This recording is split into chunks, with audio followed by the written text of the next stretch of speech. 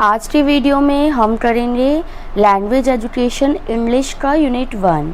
तो ये एक ऐसा सब्जेक्ट है जिसकी एक भी यूनिट मैंने अभी तक नहीं कराई थी, तो अब हम इसको स्टार्ट करेंगे। आप सभी की आई होप की डेट शीट आ चुकी होगी एक्सटर्नल एग्जामिनेशन की, तो आप अपनी प्रिपरेशन ज़रूर स्टार्ट कर दें। और जिनके भी पास ऑप्शन में इंग्लिश हैं वो चिंता ना करें, 2-4 दिनों के अंदर सारी यूनिट जो है इंग्लिश एजुकेशन की वो डल जाएंगी, तो आप वहाँ से थोड़ी बहुत हेल्प ले लें और ख़ुद भी चाहें तो स्टडी करें। अदरवाइज़ मैं सिलेबस के अकॉर्डिंग ही सारे टॉपिक्स जो हैं वो यहाँ पर क्लियर करूँगी और सारे पॉइंट्स भी आपको यहाँ पर मिल जाएंगे। आपको सिर्फ उन पॉइंट्स को समझना है और एग्ज़ाम में अकॉर्डिंग टू क्वेश्चन उसको सेटअप करना है, यानी लिख के आना है और एक्सप्लेन करके आना है। तो इस तरीके से आपकी प्रिपरेशन काफ़ी अच्छी हो जाएगी। तो हम स्टार्ट करते हैं इस यूनिट को। यूनिट 1 है और इसका नाम है teaching of English at upper primary level.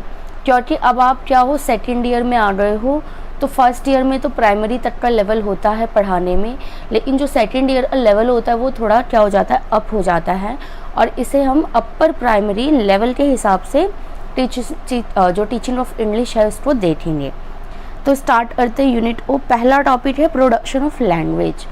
Production of language means सिर्फ इंग्लिश की ही बात नहीं हो रही है, वैसे तो मेन फोकस इंग्लिश पे होगा ही, बट अगर किसी भी लैंग्वेज की बात करें तो किस तरीके से उसका ओरिजिन होता है या फिर प्रोडक्शन होता है, इस बारे में आपको इस टॉपिक में बताना है। तो इट कैन बी ओरल और रिटन। तो जो प्रोडक्शन ऑफ लैंग्वेज है ये ओरल भी हो सकता है और रिटन भी हो सकता है। ओरल इज़ थ्रू स्पीकिंग, जो ओरल अगर प्रोडक्शन होगा तो वो स्पीकिंग के थ्रू होगा, and written is through writing, और जो लिखने वाला है, लिखित जो आपकी प्रोडक्शन है लैंग्वेज की, वो राइटिंग के थ्रू होगा। तो ये दो बातें आपको याद रखनी है। उसके बाद oral production of language is talking to someone. अगर हम एग्जाम्पल की बात करें तो ओरल प्रोडक्शन ऑफ लैंग्वेज जो है, ओरल जो लैंग्वेज का प्रोडक्शन होता है उसका एग्जाम्पल हो सकता है टॉकिंग टू समवन, किसी से भी बातचीत करना, ये क्या हो जाएगा, आपका एग्जाम्पल हो जाएगा। उसके बाद major component of language is the message और द थॉट टू कन्वे। अब जो लैंग्वेज होता है हमारा, हम उसका जो प्रोडक्शन करते हैं उसका जो मेन एम होता है, मेन काम होता है, वो क्या होता है कि जो मैसेज या विचार हमारे दिमाग में होते हैं, हमारे मन में होते हैं, मैसेज और थॉट होते हैं, हम उसे कन्वे कर पाए, किसी को बता पाए, आगे पहुंचा पाए। तो ये आपका जो प्रोडक्शन के पॉइंट्स हो जाएंगे। उसके साथ ही साथ बहुत इंपॉर्टेंट पॉइंट्स है ये वाला, स्टेजेस ऑफ प्रोडक्शन। जो लैंग्वेज है उसका प्रोडक्शन जो होता है वो एक चरणबद्ध तरीके से होता है, यानी स्टेज वाइज होता है। तो स्टेज वाइज में सबसे पहले क्या होगा, इंटेंडेड मैसेज। सबसे पहले तो आपके माइंड में जो है मैसेज तैयार होगा, इंटेंड होगा, then encoded into linguistic form. फिर उस मैसेज को या विचार को आप लिंग्विस्टिक फॉर्म में लेकर आओगे किसी भी लैंग्वेज में, चाहे आपकी, अगर आपको इंग्लिश आता है तो आप इंग्लिश में लाओगे, हिंदी आता है तो हिंदी में लाओगे।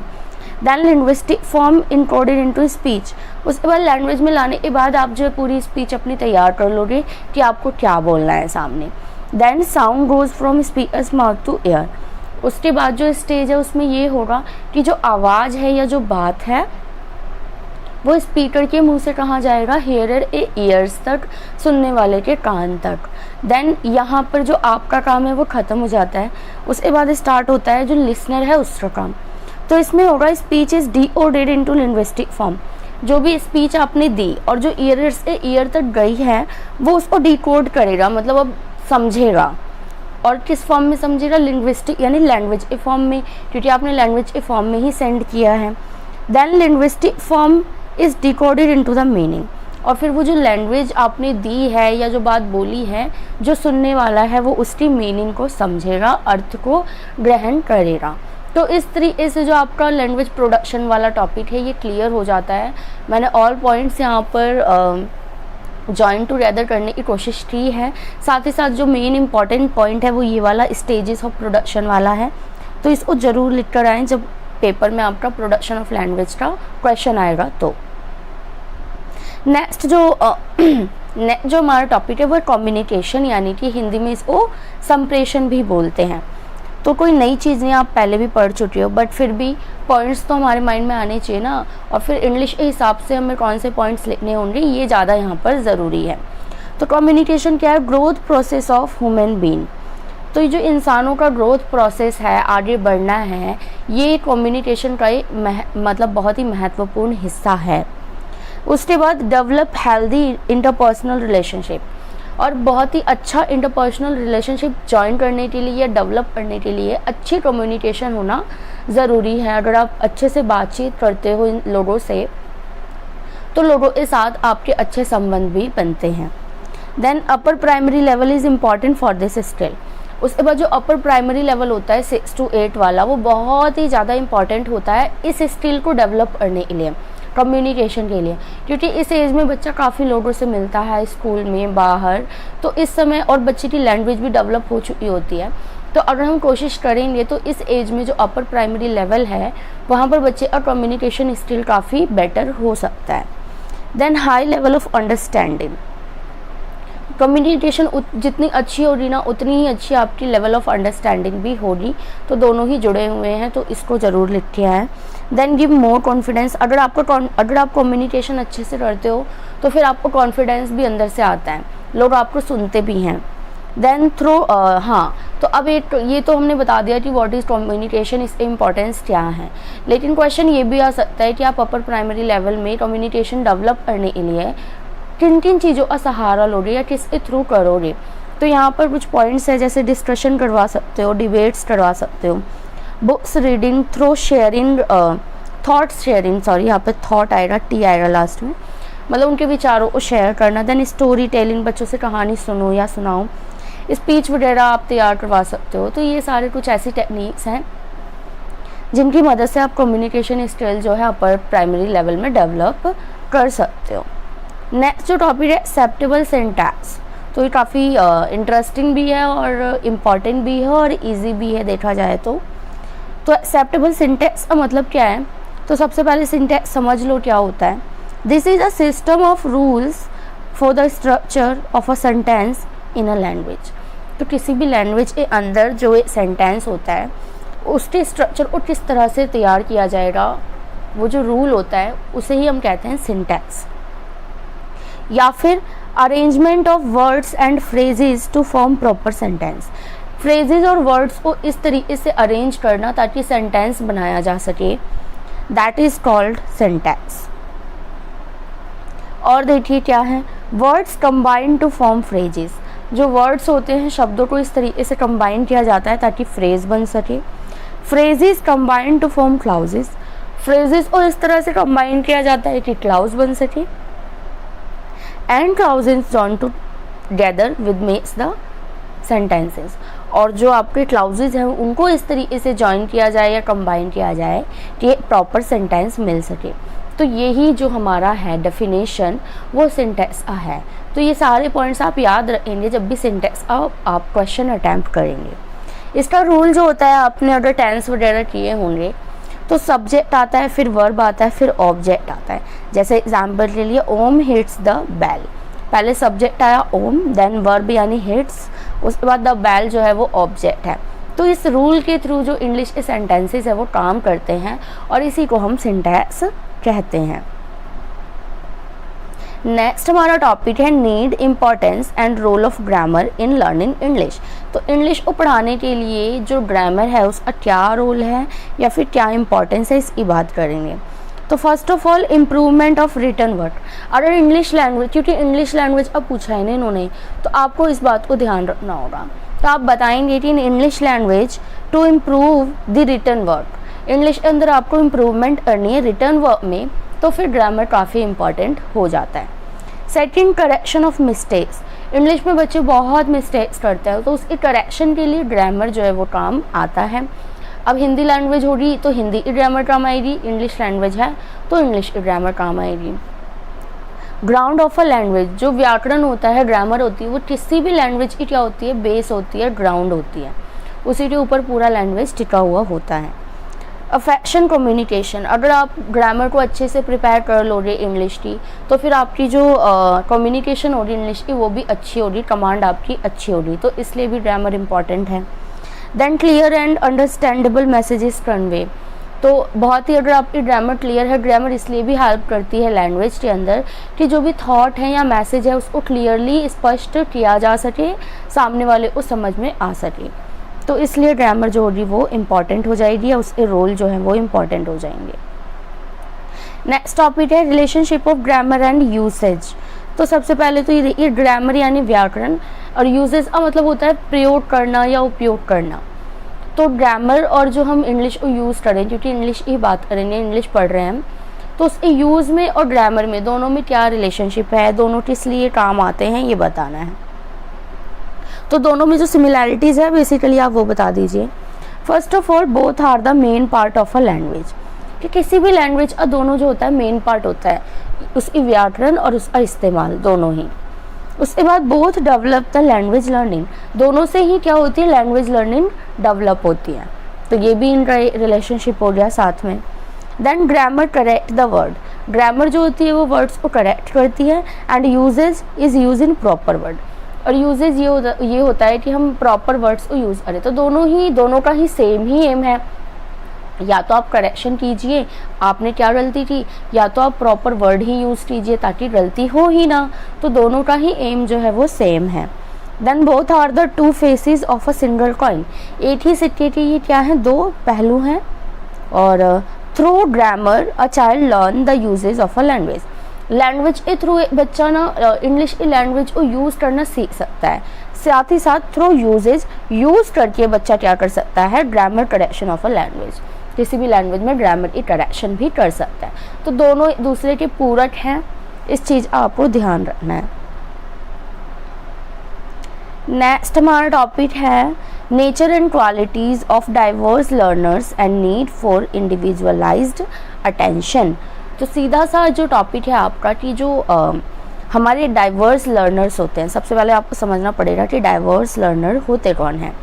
तो डाइवर्स लर्नर्स में बी द चिल्ड्रन, कि वो चिल्ड्रन हो सकते हैं who have difficulties in seeing, जिनको देखने में, हियरिंग सुनने में, वॉक चलने में, और स्लो लर्नर, और पढ़ाई करने में क्या होते हैं, वो स्लो होते हैं, यानी वो हमारे डाइवर्स लर्नर हैं। उनको दिखने में दिक्कत हो सकती है, सुनने में, बोलने में, चलने में, उठने में, बैठने में, किसी भी टाइप की डिसेबिलिटी जो होती है आप एक तरह से कह सकते हैं, वो उनको डाइवर्स लर्नर बनाती हैं। तो इसके अंदर हम क्या टेंशन दे सकते हैं उनको, ताकि जो बच्चे हैं वो अच्छे से कर सकें, वो भी जो है पार्टिसिपेट कर पाएँ क्लासरूम के अंदर और अच्छे से अपना जो पढ़ाई है वो कर सकें। तो बेसिकली आपको इन चीज़ों का यहाँ पर बताना होगा।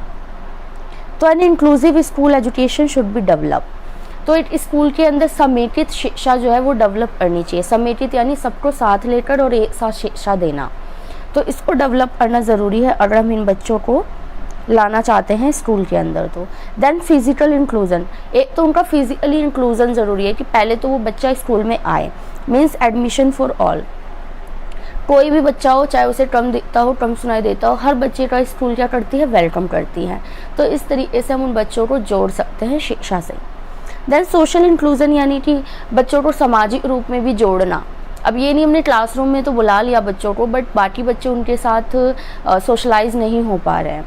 तो इसलिए हम क्या करते हैं, जैसे मिड डे मील की व्यवस्था कर दी, एक साथ बच्चे एक ही खाना ले रहे हैं, एक साथ खा रहे हैं, तो इस तरीके से सोशल वैल्यू जो डेवलप हो जाती है।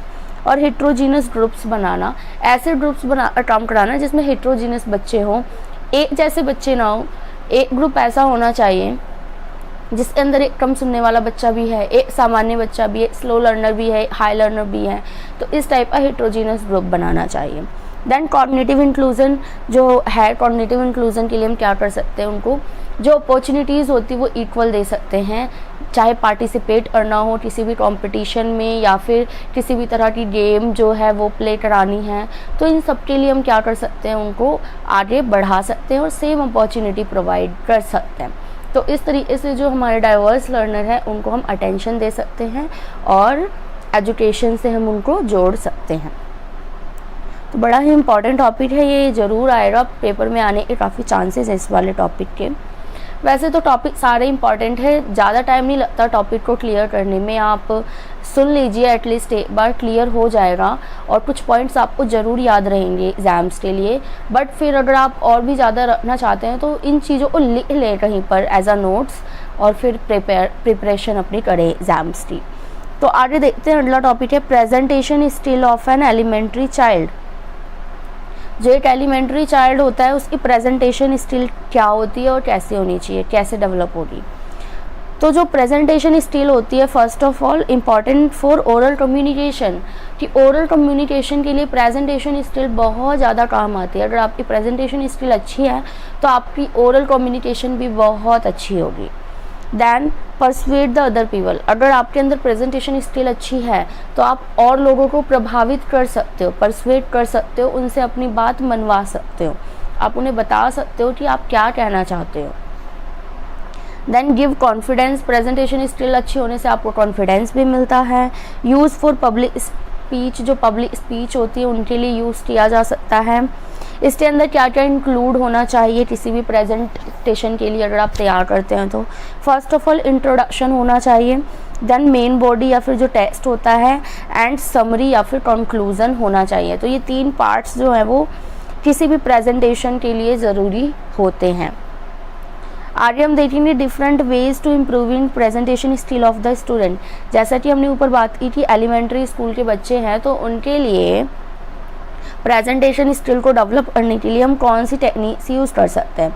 तो सबसे पहले प्रैक्टिस विद पीयर्स, कि वो अपने ग्रुप्स के साथ प्रैक्टिस करें, आपस में बातें करें, डिस्कस करें, एक दूसरे को सुनाएं, प्रेजेंटेशन करके दिखाएं। तो इस तरीके से हम करवा सकते हैं इनकी development. Then reward hard work, अगर कोई बच्चा बहुत अच्छी प्रेजेंटेशन बना के आता है, बहुत ही ज़्यादा हार्ड वर्क करता है तो हमें उसको रिवार्ड देना चाहिए, सपोर्ट करना चाहिए, इससे अदर बच्चे भी क्या होते हैं, मोटिवेट होते हैं। देन ऑब्जर्व पब्लिक स्पीकर्स, जो पब्लिक स्पीकर्स होते हैं चाहे वो नेता हो गए या अदर जितने भी हमारे एजुकेशन से रिलेटेड जो पीपल हैं उनकी जो स्पीचेस होती हैं वो हम बच्चों को सुनवाएंगे तो उससे बच्चे के अंदर भी प्रेजेंटेशन स्किल डेवलप होगी। गिव फीडबैक, अगर बच्चा कुछ भी प्रेजेंट कर रहा है तो उसको फीडबैक ज़रूर देना है ताकि कमियों को, गलतियों को पता लगाया जा सके और फिर परफेक्ट जो प्रेजेंटेशन है वो बन सके। देन स्टे ऑन शेड्यूल, कि टाइम टू टाइम जो प्रेजेंटेशन है वो लेते रहना चाहिए, हमको एक शेड्यूल बना लेना चाहिए। ऐसा नहीं कि साल में एक बार ही प्रेजेंटेशन होगी, 2 बार ही होगी, जब भी मौका मिले आप बच्चों का प्रेजेंटेशन ले लें। नेक्स्ट जो हमारा टॉपिक है वो है status of English language in Indian constitution and elementary school curriculum. आपको बताना है कि जो इंडियन कॉन्स्टिट्यूशन है इसके अंदर इंग्लिश जो लैंग्वेज है उसका क्या स्टेटस है या स्थिति है, क्या कहा गया है उसके बारे में। तो स्टार्टिंग से ही देखेंगे कि सबसे पहले तो यही कहा गया जब हम इंडिपेंडेंट हुए, आज़ाद हुआ हमारा देश भारत, तब ये कहा गया कि क्योंकि इंग्लिश को कौन लेकर आया, ब्रिटिशर्स लेकर आए थे यहाँ पर, तो उन्होंने इंग्लिश लैंग्वेज में ही सारा काम जो है वो किया हुआ था। तो ये कहा गया कि use for official purposes for 15 years after independent. ये कहा गया कि अगले, क्योंकि इतनी जल्दी किसी लैंग्वेज को हटाया नहीं जा सकता, तो ये बात कही रही थी कि 15 सालों तक हम क्या ऑफिशियल पर्पज़ के लिए इंग्लिश को यूज़ करेंगे। बट आफ्टर दैट 1965 में क्या हुआ कि इसका रोल इतना ज़्यादा बढ़ गया यूनिवर्सली कि एसोसिएट ऑफिशियल लैंग्वेज बना दिया गया 1965 में इंग्लिश को। देन जो हमारी नेशनल पॉलिसी ऑफ एजुकेशन है NPE, इसने emphasise the study of English language, इन्होंने इंग्लिश लैंग्वेज को पढ़ाने पर बल दिया, इम्पोर्टेंस दी। उसके बाद NCF 2005 आया हमारा नेशनल करिकुलम फ्रेमवर्क, जिसकी बात ऊपर की गई थी कि बच्चों के करिकुलम में इसका क्या रोल है। तो वहाँ पर ये बात बताई गई कि जो इंग्लिश लैंग्वेज है वो एक ग्लोबल लैंग्वेज है, तो इंडिया में हम इसको ग्लोबल लैंग्वेज मानेंगे क्योंकि जो इंडिया है वो एक मल्टी लिंग्विस्टिक कंट्री है। तो एक मल्टी लिंग्विस्टिक कंट्री के अंदर English is a global language जो हर जगह चलेगी। देन कोठारी कमीशन की अगर हम बात करें, बहुत ही इंपॉर्टेंट हो जाता है कोठारी कमीशन, पहले भी आपने पढ़ा होगा। वहाँ पर 3 लैंग्वेज फार्मूला दिया गया था और साफ साफ ये बात लिखी रही थी कि जो इंग्लिश लैंग्वेज का स्टेटस है हमारे इंडिया में वो एज अ सेकेंड लैंग्वेज है। Second language would be English. First language आप कुछ भी रखते हो, हिंदी, रीजनल, वट एवर, जो सेकेंड लैंग्वेज होगी वो आपकी इंग्लिश होगी। तो ये स्टेटस है हमारे इंडिया में इंग्लिश लैंग्वेज का और करिकुलम के अंदर भी। तो 3 लैंग्वेज फार्मूला यहाँ पर आपके लिए इम्पॉर्टेंट हो जाता है। और कोठारी कमीशन 2005 का NCF, ये सारी बातें आप ज़रूर लिखें। और साथ ही साथ जो ऊपर मैंने और भी टॉपिक्स कराया आपको कि किस तरीके से प्रेजेंटेशन स्किल डेवलप कर सकते हैं, कम्युनिकेशन स्किल क्या होती हैं, ये सारे टॉपिक अगर आप करके जाएंगे तो ये पूरा यूनिट आपका अच्छे से कवर हो जाएगा। आई होप कि आपको ये वाली यूनिट जो है वो समझ आई होगी। और आपके एग्ज़ाम्स के लिए आपको ऑल द बेस्ट। अच्छे से प्रिपरेशन कीजिए और अच्छे से पेपर करके आइए।